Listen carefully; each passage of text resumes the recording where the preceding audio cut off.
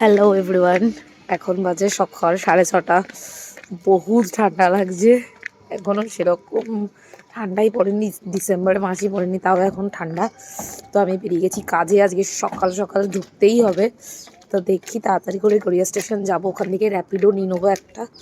এতটাই ঠান্ডা লাগছে, নাক থেকে হু হু করে হাওয়া ঢুকছে, প্রচণ্ড ঠান্ডা লাগছে। গড়িয়া স্টেশনে পৌঁছে গেছি, এখানে সবে সূর্য উদয় হচ্ছে। ফাইনালি আমি একজনকে পেয়ে গেছি, মানে র্যাপিডোওয়ালা, বর নয়।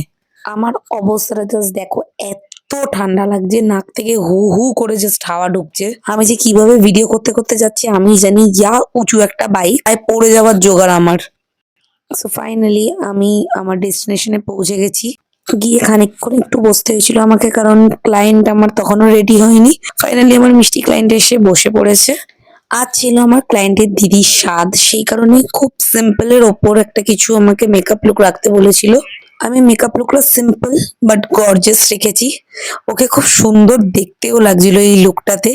আমি খুব স্যাটিসফাইড হয়েছিলাম ওকে সাজিয়ে। আর যা সুন্দর পোজ দিয়েছিল আমার ক্লায়েন্ট, মডেলদেরও হার মানায়।